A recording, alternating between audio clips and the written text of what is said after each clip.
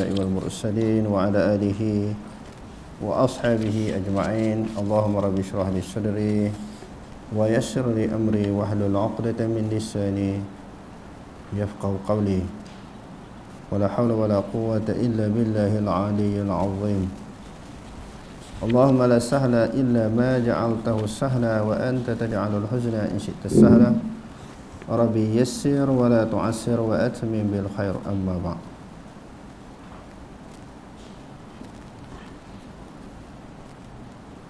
Muka surat 69. Maksiat menjejaskan iman. Sebagaimana iman seseorang mukmin itu boleh bertambah dengan sesuatu amalan, kebaikan, ibadat yang dia lakukan. Jadi orang beriman itu dengan amalan-amalan tersebut iman dia bertambah, iman dia meningkat.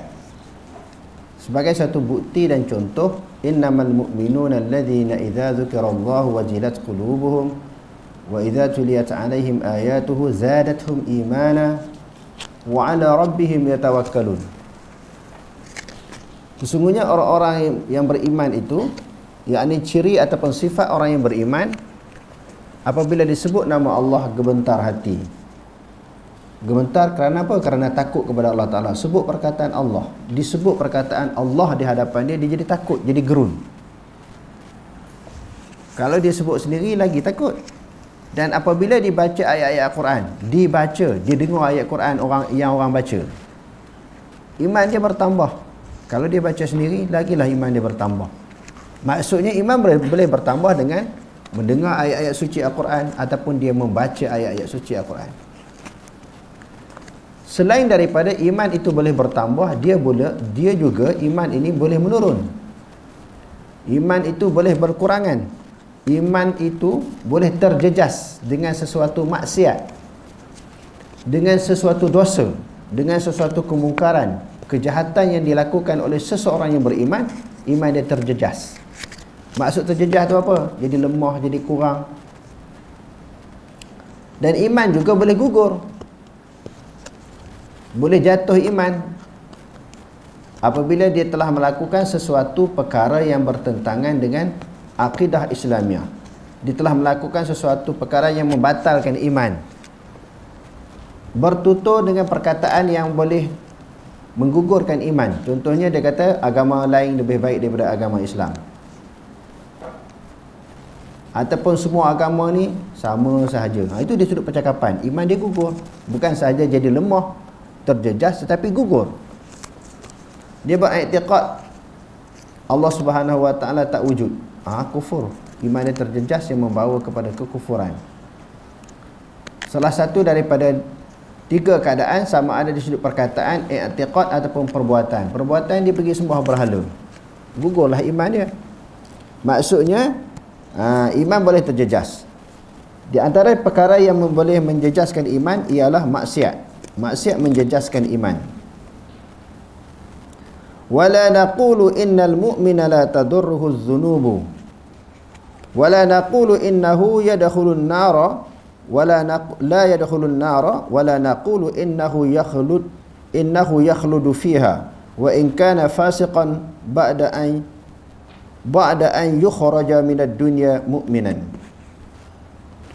Kita tidak mengatakan orang mukmin itu tidak terjejas dengan sebab-sebab dosa. Ini pegangan akidah Imam Abu Hanifah, dan ini juga pegangan Ahlussunnah wal Jamaah. Kita tidak mengatakan orang mukmin itu tidak terjejas dengan sebab-sebab dosanya. Maknanya iman terjejas. Kita mengatakan iman terjejas dengan sebab dosa. Dan juga tidak mengatakan, dan kita juga tidak mengatakan dia akan dimasukkan ke dalam neraka. Dan kita juga tidak mengatakan dia akan kekal di dalamnya. Kalau masuk pun dia tidak kekal. Dia kata, dan kita juga tidak mengatakan dia tidak dimasukkan dalam neraka. Maknanya orang Islam boleh masuk neraka. Orang yang beriman boleh masuk neraka dengan sebab dosa-dosa, kesalahan, maksiat yang dia lakukan, dia boleh masuk neraka. Bukan kata asalnya beriman, asalnya Islam, tak masuk neraka sampai bila-bila. Tak. Kalau dia buat dosa, dia masuk neraka. Yang ketiga, dan kita tidak juga mengatakan dia kekal di dalamnya. Kalau masuk neraka pun sebab tinggal sembahyang, dia tinggal ibadat dia kepada Allah, dia melanggar larangan-larangan daripada Allah, dia masuk neraka. Tetapi kita tidak mengatakan dia kekal. Kekal di dalam neraka ni adalah orang kafir. Orang kafir memang dia kekal. Sebab itu ada dalil daripada ayat Quran, Allah Subhanahu wa taala berfirman khalidina fiha abada.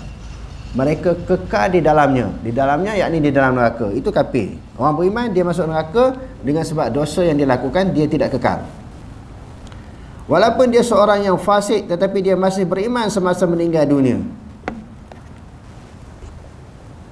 Selama mana dia tidak melakukan sesuatu perkara yang membatalkan iman, yang membatalkan Islam, yang boleh jadi kafir, dia masuk neraka pun tak kekal. Tidak sebagaimana keadaan kedudukan orang-orang kafir. Murji'ah mengatakan iman tidak terjejas dengan sebab maksiat. Murji'ah salah satu daripada pegangan i'tiqad, satu kumpulan yang dikenali dengan Murji'ah. Mereka, pegangan mereka terkeluar daripada i'tiqad ataupun pegangan ahli sunnah wal jamaah. Di antara pegangan mereka, Murji'ah mengatakan iman tidak terjejah dengan maksiat. Buat maksiat macam mana pun, iman duk setakat tu, tak akan jadi berkurangan, tak akan jadi lemah, tak terjejas. Iman itu sentiasa penuh walaupun buat maksiat. Itu pegangan Murji'ah. Mereka berpegang dengan zahir hadis ataupun sebahagian hadis tentang kelebihan orang-orang yang mengucap la ilaha illallah akan masuk syurga. Man qala la ilaha illallah dakhalal jannah. Barang siapa yang mengucapkan la ilaha illallah, dia masuk syurga. Dia akan masuk syurga. Walaupun di dalam hadis ini disebut dengan fi'il madhi, bukan maknanya telah masuk syurga, pasti akan masuk syurga. Ditaukid untuk menguatkan. Siapa-siapa yang sebut la ilaha illallah, dia pasti akan masuk syurga. Dia kata hadis ni menerangkan buat maksiat pun boleh masuk syurga. Maknanya iman tidak terjejas dengan maksiat. Iman tidak akan terjejas, tidak akan jadi rosak, tidak akan jadi lemah walaupun melakukan maksiat dan kemungkaran. Sebab Nabi kata, barang siapa yang sebut la ilaha illallah, dia akan masuk syurga. Sebenarnya salah faham daripada hadis itu. Masuk syurga memang akan masuk, tetapi setelah diazab, setelah diseksa. Orang beriman yang meninggalkan sembahyang, puasa, tinggal ibadat dan dia melakukan maksiat, dia kena seksa dulu. Bukan kata tak, bila asal beriman ni tidak ada ruang untuk masuk ke dalam neraka. Bila beriman, walaupun dia melakukan kesalahan, dia keadaan keyakinan tersebut, pegangan tersebut, dia akan masuk ke dalam syurga tanpa didahulukan diazab dalam neraka terlebih dahulu daripada dosa yang dia buat. Tak. Walaupun dia beriman kepada Allah, disebut sebagai iman yang asi, mukmin yang asi, yang derhaka. Jadi sebelum dia masuk syurga, untuk membersihkan segala kekotoran dosa dia, Allah Ta'ala akan campak dulu dalam neraka. Dah bersih dah dosa, tinggal sembahyang, puasa, zakat, haji, derhaka kepada ibu bapa, mencuri, merompak dan sebagainya, dia beriman lagi. Dah bersih semua dosa, dah suci dah, baru Allah Ta'ala angkat, taruh dalam syurga pula. Maknanya kena hukum dulu, bukan kata terlepas begitu saja. Sebab itu dia ada dua tempat yang Allah Ta'ala sediakan. Syurga tempat orang beriman yang beramal soleh yang tidak melakukan dosa, ataupun dia buat dosa, dia bertaubat, Allah Ta'ala ampun dosa dia. Neraka tempat orang kafir dan orang yang melakukan maksiat. Maka didahulukan dengan siksaan terlebih dahulu sebelum orang yang beriman yang melakukan dosa itu dimasuk ke dalam syurga. Ahli sunnah mengatakan dosa dan maksiat yang dilakukan memberi kesan kepada iman. Iman kita jadi apa? Menjadi kesan kepada iman, apa maksud? Kalau dosa syirik, jadi kafir lah. Itu kesan iman dia jadi rosak, musnah, gugur. Kalau dosa yang dibuat tak terlibat kepada syirik, sekadar dosa, sama ada dosa besar ataupun kecil, maka lemahlah iman dia. Ahli sunnah mengatakan dosa dan maksiat yang dilakukan memberi kesan kepada iman dan diharap perlu dibersihkan terlebih dahulu dalam api neraka. Kena bersih dulu iman dia. Jika dia meninggal dunia sebelum sempat bertaubat, kadang-kadang dia bertaubat, Dia buat dosa, sebelum dia meninggal dia bertaubat kepada Allah, maka dosa dia habis, tak masuk neraka. Sebab dosa dia semua dia habis, semuanya dihapuskan oleh Allah Ta'ala. Tetapi yang dimaksudkan di sini, sebelum dia meninggal, dia mengekalkan dosa tanpa taubat. Dia mengekalkan kesalahan yang membawa dosa itu tanpa taubat. Dia kena masuk neraka dulu. Ibnu Ubaid Al-Qasim bin Salam menulis kitab Al-Iman khusus untuk menolak tafsiran Murji'ah yang menyeleweng. Ibnu Ubaid ni salah seorang daripada ulama yang menulis kitab menerangkan i'tiqad Ahlussunnah wal Jamaah dan juga penyelewengan, kesilapan, kesalahan pegangan Murji'ah. Berbeza dengan Mu'tazilah kerana mereka secara putus mengatakan kekalnya orang yang fasik di dalam azab Jahannam secara seperti orang kafir. Mu'tazilah pula kata kalau buat dosa masuk neraka. Buat dosa masuk neraka dan kekal. Orang fasik ini dia kekal dalam neraka sebagaimana orang kafir. Tak boleh lah. Faham macam tu memang salah juga. Salah. Fahaman Murji'ah pun salah. Mana boleh orang Islam duduk dalam neraka dengan sebab-sebab dosa dia, berikut Ahlussunnah wal Jamaah setelah habis dosa dia, sebab diseksa, diazab, Allah Ta'ala gugur dosa dia dengan sebab siksaan tersebut, akhirnya dia akan dimasukkan dalam syurga. Dalam hadis-hadis yang sahih terlalu banyak. Orang yang ada iman sebesar zarah, mula-mula Nabi kata sebesar biji jagung, selepas tu sebesar biji gandum, selepas tu sebesar zarah, ada peluang untuk masuk syurga. Walaupun nipis sangat, kecil sangat, ringan sangat iman dia kepada Allah, tapi dia masih beriman, dia tidak kekal dalam neraka. Tetapi golongan ini, yakni Mu'tazilah, kata kekal dalam neraka sebagaimana orang kafir. Jadi kalau gitu, apa beza orang yang beriman yang berdosa dengan orang kafir? Tak ada beza kalau gitu. Jadi ada beza. Beriman yang berdosa, dia tidak kekal dalam neraka, dia masih beriman. Kafir hak kekal tadi, dia tak beriman, dia tidak beriman. Yang keseterusnya, tidak memutuskan penerimaan amalan. Wala naqulu inna hasanatina maqbulatun wa sayyi'atuna maghfuratun ka qaulil murji'ati, walakin naqulu man 'amila hasanatan bi jami'i syara'itiha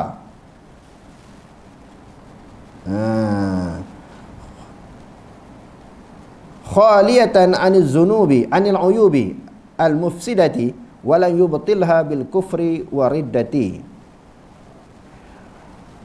wal akhlaqus sayyi'atu hatta kharaja minad dunya mu'minan fa inna Allah ta'ala la yudayyuha bal yaqbaluha minhu wa yusibuhu 'alaiha.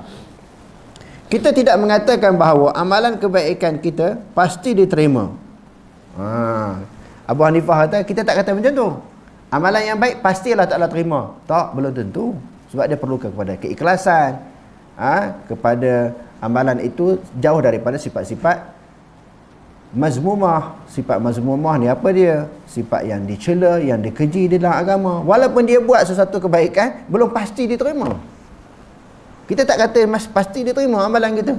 Dia ada syarat-syarat dia.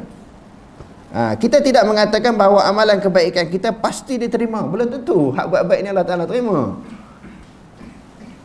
Dan kesalahan kita diampun seperti yang didakwa oleh Murji'ah. Amalan, tu i'tiqad Ahlussunnah Jamaah tu kita kena faham betul-betul. Amalan kita tidak mesti diterima.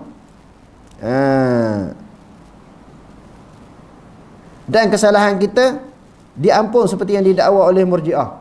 Mesti diampunkan kesalahan, tak semesti, harus je. Kalau kita kata mesti, maknanya ada yang memestikan Allah, ada pihak yang mewajibkan Allah supaya terima amalan manusia, supaya ampun segala dosa manusia. Tak, terpulang kepada Allah Ta'ala, dia nak ampun tak ampun. Dan terpulang kepada Allah Ta'ala, dia nak terima kita punya ibadat ataupun tidak. Bukan ada paksaan bagi Allah. Tetapi kita mengatakan sesiapa yang melakukan kebaikan dengan cukup semua syaratnya, kosong daripada keaiban. Aib tadi seperti riak, sum'ah, wujub dan sebagainya. Dia kata kosong daripada keaiban yang merosakkannya, dan dia tidak membatalkan dengan kufur dan murtad sehingga dia meninggal dunia dalam keadaan beriman, maka sesungguhnya Allah tidak akan mensia-siakan amalannya, bahkan dia diterima, bahkan diterimanya dan diberikan balasan. Jadi Allah Ta'ala berjanji, Siapa yang buat baik, dia balas baik. Buat jahat, dia balas jahat. Balas baik maknanya balas pahala dan syurga. Balas jahat, balas dosa dengan neraka. Di sudut asalnya, kita tidak boleh mengatakan secara pasti Allah Ta'ala mesti ampun dosa kita, mesti terima kita punya ibadat. Tak mesti. Tetapi di sana Allah Ta'ala kata, innallaha la yukhliful mi'ad. Sesungguhnya Allah tak mungkir janji. Allah Ta'ala kata buat baik dia terima, kalau betul dengan syaratnya. Buat dosa, tetap dia kena ditimpa dosa. Itu janji Allah. Dan Allah Ta'ala tidak mensia-siakan amalan orang yang buat baik. Innallaha la yudhi'u ajral muhsinin. Sesungguhnya Allah Ta'ala tidak akan mensia-siakan amalan orang yang buat baik. Itu janji Allah. Tapi mestikah dia terima amalan kita? Terpulang, terserah kepada Allah. Tak pasti mesti dia terima, tak pasti mesti dia tolak. Cuma sebab tu dalam ibadat dia kena ada khauf, takut. Buat ibadat kena takut kepada Allah Ta'ala. Sebab Allah Ta'ala suruh ni, takut ibadat kita tak sempurna dan tak diterima. Yang keduanya kena ada perasaan mahabbah. Bukan saja takut kepada Allah ni. Di dalam melakukan pengabdian diri kepada Allah, ibadat kepada Allah, kena rasa sayang kepada Allah. Bukan ada perasaan takut je. Bila sembahyang tu takut je, bukan. Dalam waktu yang sama kena ada sayang kepada Allah. Sebab tu ada 3 perkara yang Nabi sebut dalam hadis. Salasun man kunna fihi wajada halawatal iman, ayyakun Allah wa rasuluhu ahabba ilahi mimma siwahuma. 3 perkara. Siapa-siapa yang ada 3 perkara ni dalam hati dia, dalam diri dia, dia telah memiliki kemanisan iman. Yang pertama, dia mengasihi Allah dan Rasul lebih daripada segala-galanya. Maknanya Allah ni bukan saja perlu ditakuti, perlu disayangi. Perlu kita cinta, perlu kita sayang kepada Allah. Mari ayat Quran yang lain kan. Qul in kuntum tuhibbunallaha fattabi'uni yuhibbukumullah wa yaghfir lakum dzunubakum. Kalau kamu kasih kepada Allah, ikutlah aku. Bukti cara nak menunjukkan cinta kasih kepada Allah, ikut Nabi. Jangan duk pindah ajaran yang Nabi bawa. Apa yang Nabi bawa, ikut 100%. Jangan pindah, jangan ubah, jangan adjust. Jadi Allah ni bukan saja perlu ditakuti, perlu disayangi, dicintai. Banyak dah kita ceritakan dalil-dalil sebab apa kena sayang. Kalau kita sayang ibu bapa kita sebab dia banyak jasa kepada kita. Lahir kita tengok dia banyak memberi bantuan, pertolongan, menyediakan kelengkapan, tidur, makan, minum, memberi segala keperluan kita. Kita sayang kepada ibu bapa kita. Ibu bapa kita siapa boleh jadi? Allah kan? Jadi Allah Ta'ala lebih kita perlu sayang lebih daripada ibu bapa kita. Jadi Allah Ta'ala bukan saja ditakuti tetapi dikasihi dan dicintai. Yang kedua. Yang ketiga, Allah Ta'ala dalam waktu yang sama bila kita buat ibadat kepada Allah, kena ada suatu perasaan yang disebut sebagai raja'. Raja' ni pengharapan, penuh pengharapan kepada Allah. Walaupun amalan kita ni tak seberapa, sembahyang pun tak khusyuk. Sembahyang tak khusyuk, ibadat kita puasa tak sempurna. Begitu juga ibadat-ibadat yang lain tak sempurna lah. Tak 100%, tak okey sebagaimana yang dikehendaki oleh Allah, tak okey sebagaimana yang diajar oleh Nabi. Banyak kelemahan ibadat kita. Pun begitu kita raja', kita mengharapkan supaya Allah Ta'ala terima lah juga walaupun qomat, sembahyang tak khusyuk. Puasa pun tak sempurna. Begitu juga ibadat-ibadat yang lain, sedekah pun tak apa nak ikhlas. Lemah, terdedah dengan berbagai-bagai kelemahan. Kita nak Allah Ta'ala terima juga ibadah kita ni. Itu dipanggil raja'. Kena ada 3. Takut, sayang dan harap supaya Allah Ta'ala terima. Jangan satu je. Biasanya satulah, takut. Kena ada ketiga-tiga perasaan itu di dalam hati ketika kita beribadat kepada Allah. Kemuncaknya muraqabah lah. Martabat ihsan yang paling tinggi kan. An ta'budallaha ka'annaka tarahu fa illam takun tarahu fa innahu yaraka. Bila kita buat ibadat, perasaan kita sentiasa kena merasakan Allah Ta'ala duk perhati kita punya ibadat. Baru kita tak buat ibadat lebih kurang, buat ibadat cincai, sekadar lepas batuk di tangga. Buat lebih kurang asalnya nak lepas kewajipan, takut Allah tak semayang, itulah Allah Ta'ala seksa, kena azab, seksa kubur, seksa neraka, takut. Buat lebih kurang asalkan nak melepaskan kefarduan sahaja, nak melepaskan yang wajib je, bukan buat sempurna, tak boleh. Sebab peringkat kemuncak ihsan di dalam ibadat ni duk kena rasa ibadat kita tu sentiasa diperhatikan oleh Allah. Buatlah apa-apa, mengaji ke, baca Quran ke, berzikir, sembahyang, puasa dan sebagainya. Allazi yaraka hina taqum wa taqallubaka fis sajidin. Allah Ta'ala kata, cerita pada Nabi, allazi yaraka hina taqum. Muhammad, Allah Ta'ala sentiasa perhati kamu ketika kamu berqiyam mulai kamu berdiri di dalam menunaikan sembahyang. Allah Ta'ala perhati. Jadi Nabi sudah Allah Ta'ala sentiasa melihat dia di dalam ibadat. Wa taqallubaka fis sajidin, Allah Ta'ala duk tengok kamu rokok, duduk antara rokok, sujud, rokok. Lepas tu kamu sujud pula, selepas tu duduk antara dua sujud pula. Wa taqallubaka fis sajidin, kamu berbolak balik naik turun ketika sujud itu diperhatikan oleh Allah. Kalau kita sedar hakikat ini, maksudnya sedar hakikat amalan kita sentiasa diteropong oleh Allah, dilihat oleh Allah, diperhati oleh Allah Ta'ala, kita tak akan buat ibadat lebih kurang. Itu martabat ihsan yang paling tinggi. Buat ibadat macam kita nampak Allah. Kalau perasaan itu tidak dapat dilahirkan, macam Allah Ta'ala pula lihat kita punya amalan. Selain yang pertama, kalau dapat peringkat yang paling tinggi, macam nampak Allah. Kalau perasaan itu tidak dapat dilahirkan, kena rasa Allah Ta'ala duduk sentiasa tengok kita. Huraian, Ahli Sunnah tidak memutuskan bahawa segala kebaikan yang dilakukan diterima secara pasti. Tak pasti diterima. Boleh jadi Allah Ta'ala terima, boleh jadi Allah Ta'ala tak terima. Sebab itu kena ada perasaan rojak tadi. Komen macam mana pun supaya Allah Ta'ala terima. Demikian juga segala dosa, mereka tidak memutuskan akan diampun. Pasti ke Allah Ta'ala ampun dosa? Tak pasti. Bahkan mereka mengharapkan Allah menerima amalan mereka dan mengampuni dosa-dosa mereka. Harap, walaupun tak pasti terima, tapi kita harap terima. Walaupun tak pasti diampun dosa kita, kita harap Allah Ta'ala ampun. Walladzina yu'tuna ma ataw wa qulubuhum wajilatun annahum ila rabbihim raji'un. Dan orang-orang yang memberi apa yang mereka berikan, sedang hati mereka gemetar kerana mereka yakin akan kembali kepada Tuhan mereka. Antara tafsiran bagi ayat ini ialah sabdaan Rasulullah sallallahu alaihi wasallam, alladzina yasumuna wa yusalluna wa yatasaddaqun wa hum yakhafuna an la tuqbala minhum. Orang-orang yang berpuasa, bersembahyang dan bersedekah sedangkan mereka takut amalan mereka tidak diterima. Tu kena ada rajak harap tadi.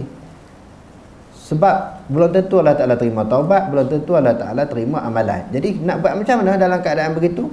Kita banyak mengharap. Banyak mengharap, banyak berdoa, banyak mengharap, banyak berdoa supaya segala amalan kita diterima. Oleh itu, seorang mukmin hendaklah sentiasa berharap dan berdoa agar amalannya diterima oleh Allah.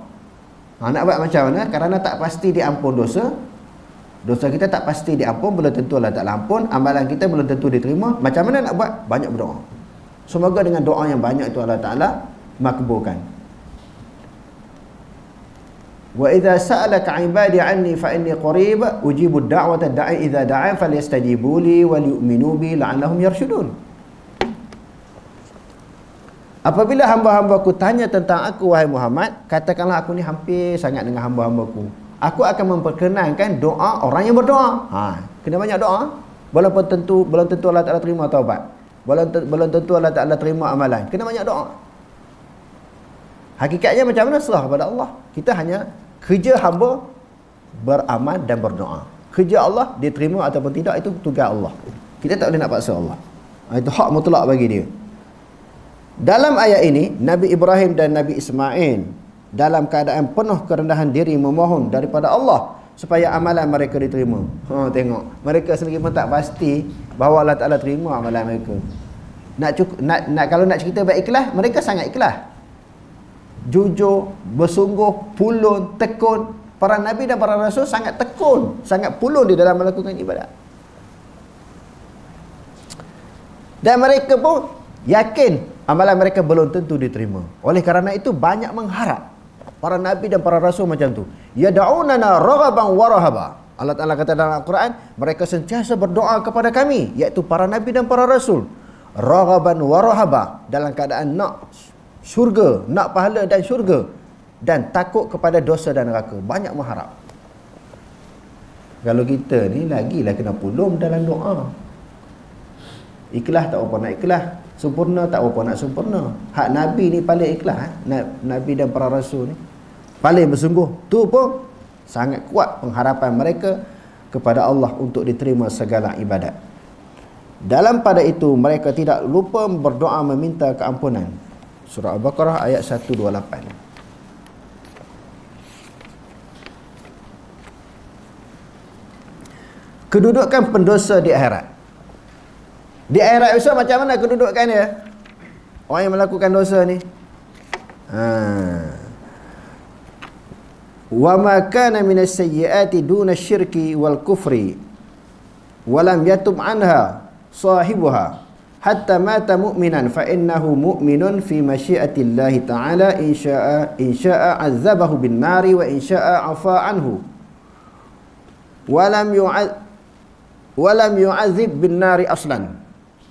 Apa-apa kesalahan kecuali syirik dan kufur.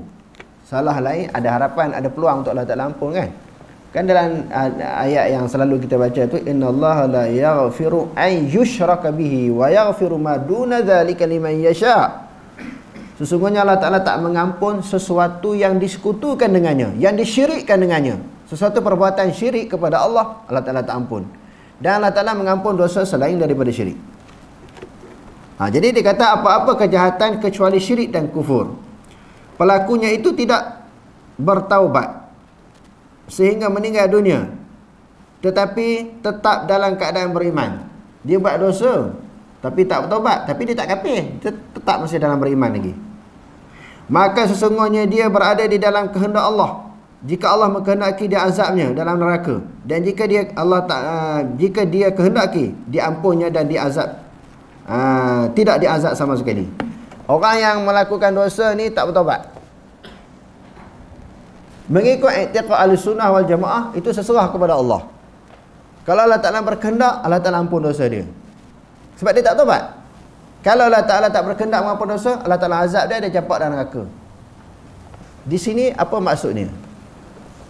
Perkara yang tersirat di sini apa dia? Seseorang yang melakukan dosa, kita tidak boleh menghukum dia, dia ni pasti masuk neraka.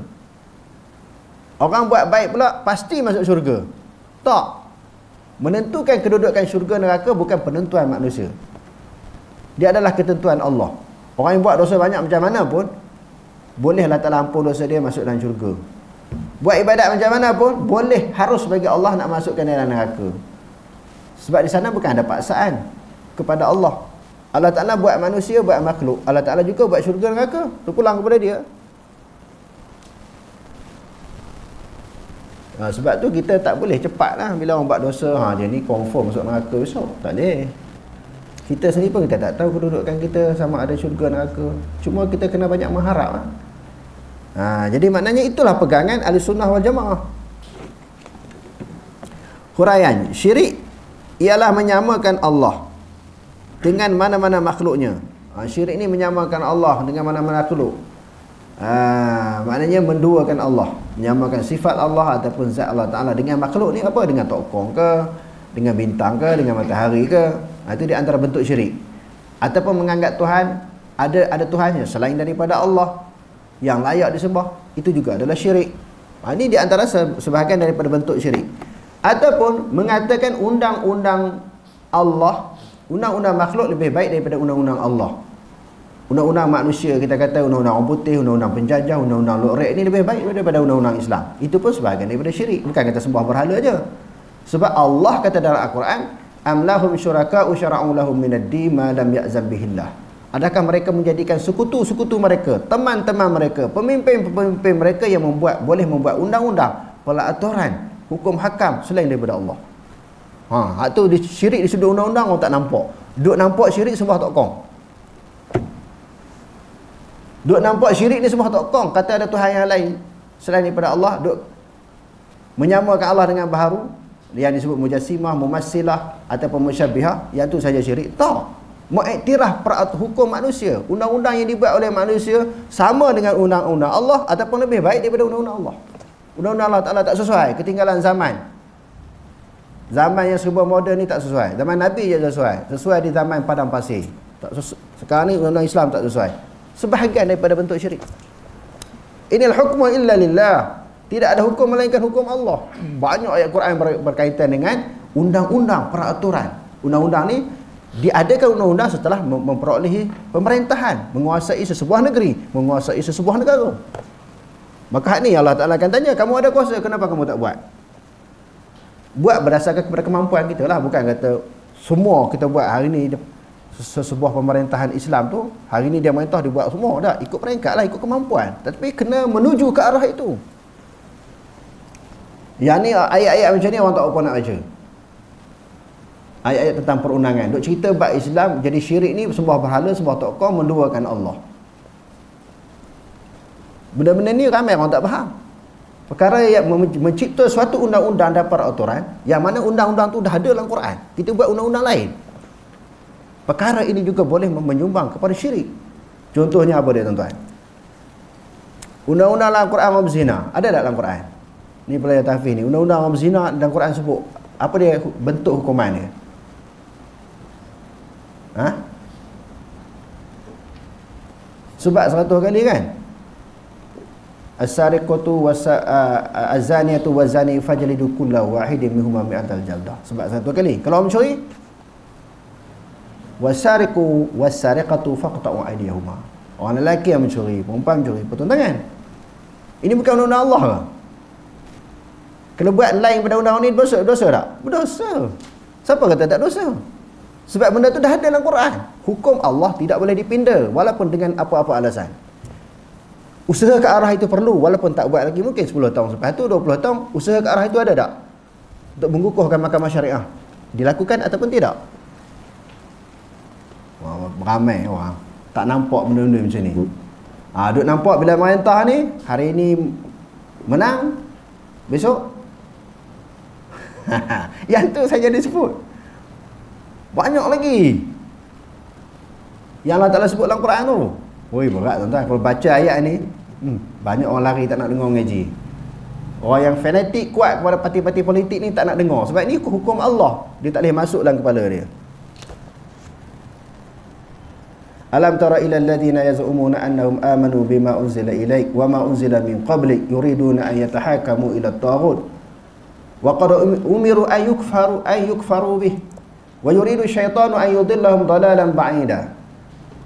Wahai Muhammad, kamu tak perhati ke? Kamu tak tengok ke? Kamu tak faham ke? Ada orang mengaku beriman kepada apa yang diturunkan kepada kamu. Mengaku beriman kepada apa yang diturunkan kepada kamu, yakni Quran. Dan mengaku beriman kepada apa yang diturunkan kepada Nabi sebelummu, Taurat, Injil dan Zabur. Mengaku beriman kepada 4 buah kitab, Quran, Taurat, Injil dan Zabur. Mengaku. Yuriduna an yatahakamu ila at-taghut. Mereka mahu berkehendak untuk berhukum dengan hukum taghut. Hukum taghut ni hukum manusia yang dicipta oleh manusia, bukan hukum Allah. Wa qad umiru, sesungguhnya mereka diperintahkan an yukfaru bih. Mereka diperintahkan an yakfuru bih, supaya mereka mengkufurkan undang-undang taghut, tolak undang-undang taghut. Itu mereka diperintahkan. Wa yuridu syaitanu an yudillahum dalalan ba'ida. Dan berkehendaklah oleh syaitan untuk menyesatkan mereka dengan sesesat-sesatnya. Banyak ada undang-undang, ayat-ayat Quran yang berkaitan dengan seseorang boleh jadi syirik, boleh jadi menyekutukan Allah dengan sebab menolak hukum-hukum Allah yang Allah Ta'ala sebut dalam Quran. Wa ma kana lil mu'minin wala mu'minatin idza qadallahu wa rasuluhu amran ay yakuna lahumul khiyaratu min amrihim wa man ya'sillaha wa rasulahu faqad dhalla dhalalan mubina. Tidak boleh mana-mana orang lelaki yang beriman kepada Allah dan juga orang perempuan yang beriman kepada Allah. Bila Allah Subhanahu wa taala telah menetapkan sesuatu hukum dalam Al-Quran, dia pilih hukum lain, peraturan lain, undang-undang lain. Tak boleh Allah Ta'ala kata tak ada pilihan. Sami'na wa ata'na. Pilihan orang beriman hanya tunduk kepada perintah Allah. Banyak sangat ayat Quran kalau kita baca dalam, khususnya di dalam surah An-Nisa, di dalam surah Al-Maidah. Mari ayat 3 ayat tu, wa man lam yakum bima anzalallahu fa ulaika humul kafirun wa man lam yakum bima anzalallahu fa ulaika humuz zalimin wa man lam yakum bima anzalallahu fa ulaika humul fasiqun. Itu di dalam surah Al-Maidah. Banyak tuan-tuan jadi baca ayat macam ni jadi takut sebab kita Syariat Islam kita ambil sebahagiannya. Bab ibadah je ambil. Bab hukum hakam kita tak ambil. Kalau orang bincang bab hukum hakam, oh tak boleh ni. Tak sesuai. Jadi kalau kita bincang bab hukum ni, jadi ada orang tak sokong kita, tak pangkah kita. Lebih-lebih lagi orang bukan Islam. Jadi undi-undi kan. Undi-undi lah belah raya. Bila nak buat undang-undang ni, sudah tentu orang yang tak suka kepada undang-undang Islam, khususnya kepada orang bukan Islam, tak akan undi kita. Tak boleh menang, macam nak rentak. Dia nak kepada undi orang, tak berani nak cerita hukum Allah Ta'ala. Bagi macam-macam alasan lah, tak sesuai. Nak cari saksi yang adil, siapa dia. Rotan tu rotan besar mana nak rotan? Kau rotan zina ni. Mana disebut dalam Quran hadis? Rotan tu besar mana nak pukul? Nak belasah tu macam mana? Nak angkat tangan macam tu ke? Benda tu dah diterang dalam kitab-kitab fiqh. Para ulama dah cerita bab hukum, bab undang-undang syariat ni, bagaimana bentuk rotan, saksi, macam mana, semua tu diperincikan. Tetapi dia bagi alasan kerana tak nak. Tak nak tu kita risaulah. Kita sendiri kita tak kata orang. Takut kita tak nak tu kerana ada nifak dalam hati.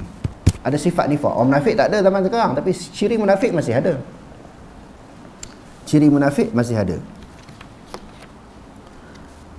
Dia kata syirik ialah menyamakan Allah Subhanahu Wa Taala dengan mana-mana makhluk. Ia juga bermaksud memberikan sifat-sifat Allah yang khusus kepada benda-benda yang sama ada malaikat, benda-benda lain sama ada malaikat, nabi, jin, manusia dan sebagainya, seperti kuasa mentadbir dan dengan kehendak mutlak. Malaikat kuasa macam Allah Taala, nabi ada kuasa seperti Allah, makhluk ada kuasa seperti Allah. Itu syirik. Memberikan sifat-sifat ilmu zat, ilmu zati, ilmu tanpa usaha kepada makhluk lain, meyakini kuasa lain yang dapat menyembuhkan penyakit, boleh melaknat murka dan memberi rahmat. Selain daripada Allah ada makhluk yang boleh menyembuhkan sesuatu penyakit? Tak boleh. Makhluk ni boleh usaha kita makan ubat ke, buat operasi pembedahan ke, itu sebagai usaha saja. Di sudut hakikat Allah Ta'ala yang menyembuh. Wa idza maritu fahuwa yashfin. Quran pun ajar kan, apabila aku sakit, Allah lah yang menyembuhkan. Kita tengok di antara banyak nabi-nabi yang menerima ujian yang berat daripada Allah Ta'ala adalah Nabi Ayub alaihissalam. Cuba kita perhati ayat ni. Dikatakan tubuh badan dia kena penyakit kulit. Begitu hebat seluruh badan. Nabi Ayub tak berdoa supaya dia disembuhkan oleh Allah. Dia doa apa? Anni massaniyad durru wa anta arhamur rahimin. Ya Allah, Engkau menimpakan kemudaratan kepada tubuh badanku. Engkau Maha Penyayang. Maha Penyayang daripada kalangan yang penyayang. Dia tak kata ya Allah sembuhlah penyakit aku ni. Tak, terserang kepada Allah, terpulang kepada Allah. Nak sembuh atau tak nak sembuh. Kalau tak sembuh pun baik bagi aku, teruskan. Kekalkan aku di dalam keadaan sakit. Kalau di dalam ilmu kamu, penilaian kamu, sembuh itu lebih baik, kau bagi sembuh. Kalau sembuh tu tak baik, maknanya aku sakit itu lebih baik bagiku untuk lebih aku dekat kepada kamu, lebih aku bertawakal kepadamu, lebih rajin aku buat ibadat. Tak apalah, teruskan. Sakit sampai bila-bila. Kita boleh doa macam tu. Sakit gigi sehari pun dah melompat, doa cepat sembuh. Sakit kaki, apa-apa sakit yang dihadapi oleh kita, kita nak cepat Allah Ta'ala buang penyakit tu. Kita tak sabar, tak tahan. Hebat tak para Nabi? Dia bila bulan-bulan puasa ni baca Quran banyak-banyak. Baca Quran banyak-banyak. Bukan kata bulan puasa saja kena baca Quran, tapi bulan puasa ni bulan tarbiyah, bulan latihan. Baca berserta dengan makna, dengan penghayatan, dengan kefahaman, bukan baca sekadar nak ambil pahala. Sebab tu manusia sekarang ni tak boleh berubah walaupun baca Quran. Khatam 2-3 kali dalam bulan Ramadan, dia tak boleh berubah sebab dia baca dia tak faham. Sebab tu kita alhamdulillah di sekolah kita ni ada kelas terjematul Al-Quran secara lafziah, secara harfiah. Sebab nak bagi faham, sebelum buka kitab terjemahan ataupun mana-mana kitab tafsir, kita baca kita faham dah. Itu penting. Barulah termasuk di dalam firman Allah, afala yatadabbaruna al-Quran am ala qulubihim aqfaluha. Adakah mereka tidak mentadabburkan ayat-ayat suci Al-Quran ataupun hati mereka terkunci, tertutup, baca pun tak boleh nak faham. Baca tanpa penghayatan. Baca tidak merubah diri mereka dengan ayat-ayat Quran yang dibaca.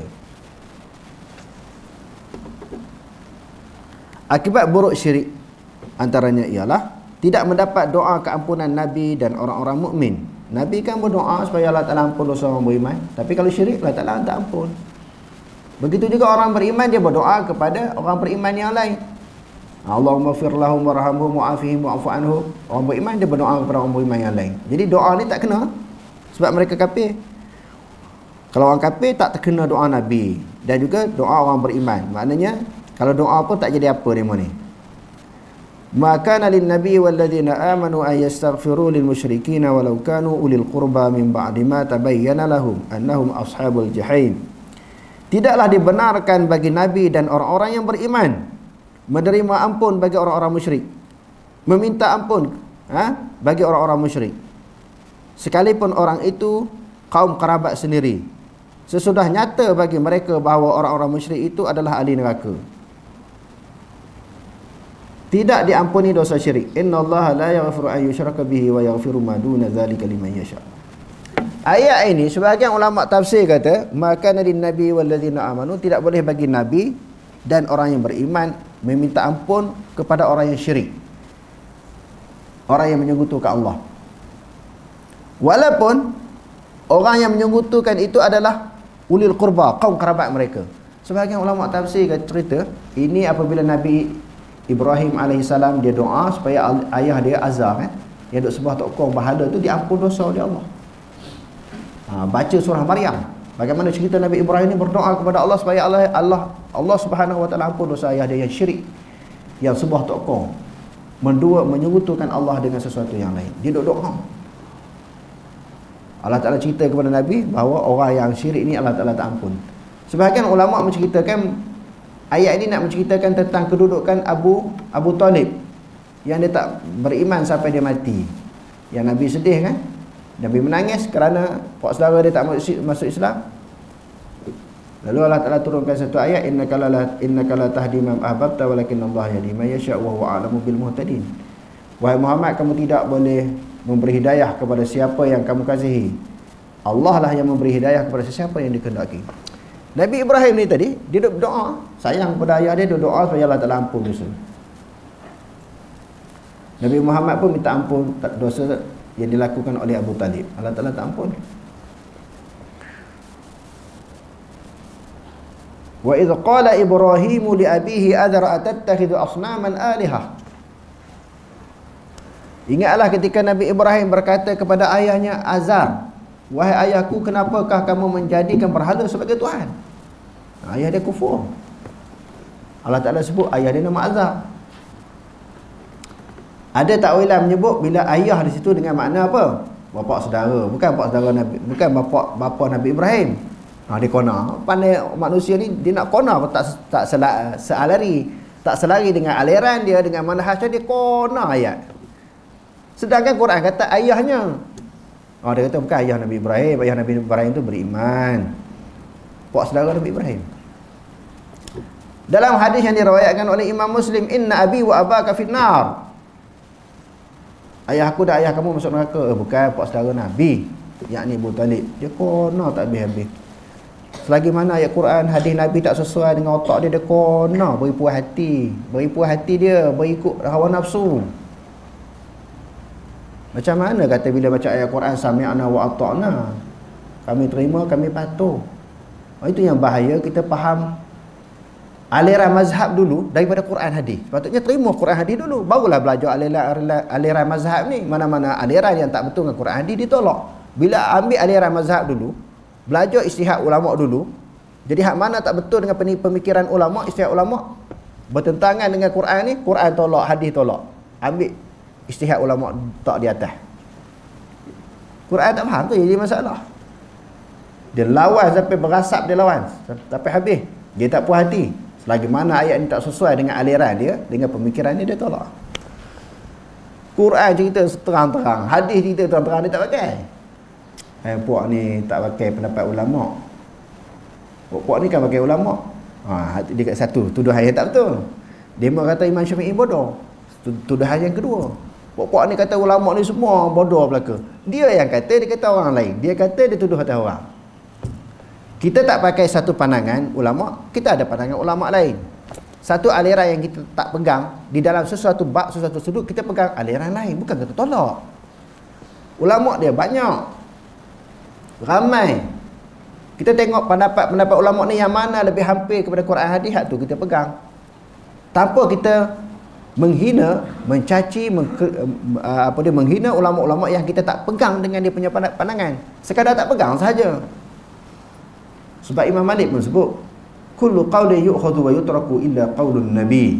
Setiap perkataan boleh diterima dan boleh ditolak, melainkan perkataan Nabi.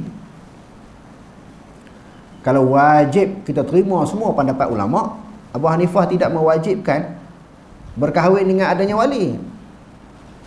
Tak ada wali pun boleh. Wajib tak terima pendapat ni? Dalam mazhab Hanafi haram makan sotong, makan ketam, makan udang. Wajib tak kita pegang? Kalau kata wajib mesti pegang dengan pendapat ulama, maka haram kita makan ketam, sotong, udang tak boleh makan. Sebab pendapat ulama wajib pegang. Ini pendapat ulama. Macam mana?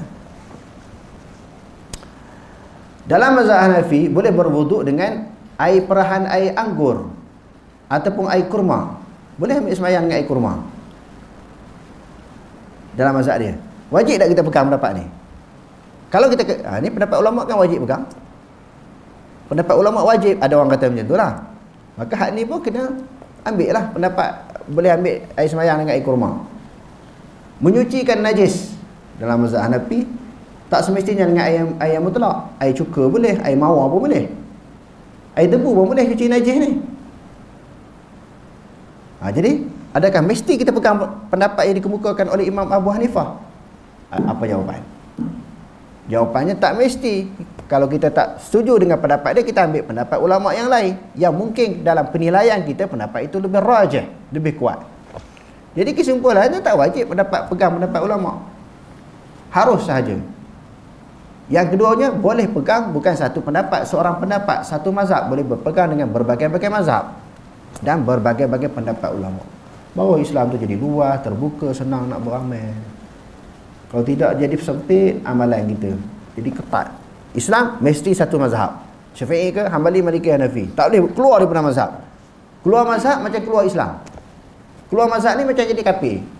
Tak betul faham lagu tu. Keluar mazhab, dikeluar satu pendapat kepada satu pendapat yang lain, satu pandangan yang lain.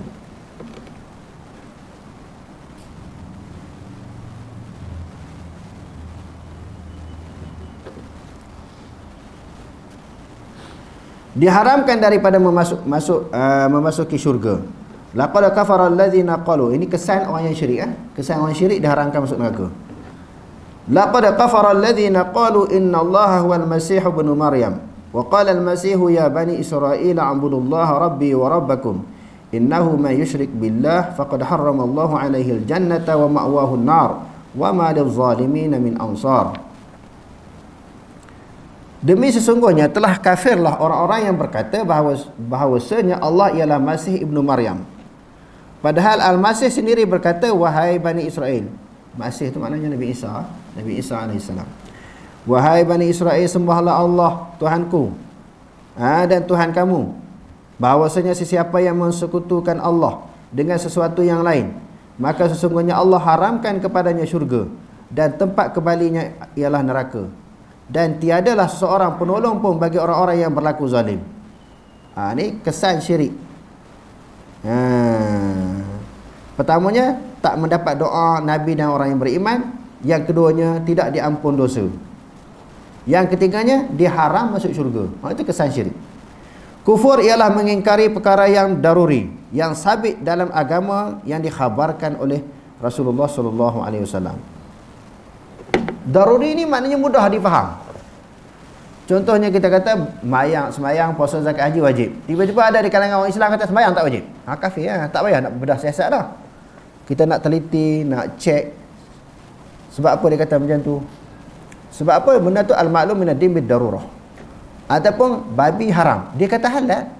Hak tu dia menolak hukum agama yang daruri. Al-ma'lum minad-din bid-darurah atau ma'ulima minad-din bid-darurah. Pengetahuan umum di dalam agama secara senang. Ia terbahagi kepada kufur takzib dan kufur istidlal, mendusta dan menghalalkan yang haram. Dia tak percaya benda tu halal. Dia tak percaya, maknanya mendustakan ayat-ayat hukum ni, dia tak percaya. Yang keduanya, dia menghalalkan benda yang halal, menghalalkan benda yang haram, mengharamkan benda yang halal. Kufur dalal, al-ghaw, kufur kesesatan, dan kufur i'rad wa ta'wil, kufur terpaling dan tidak mengendahkan.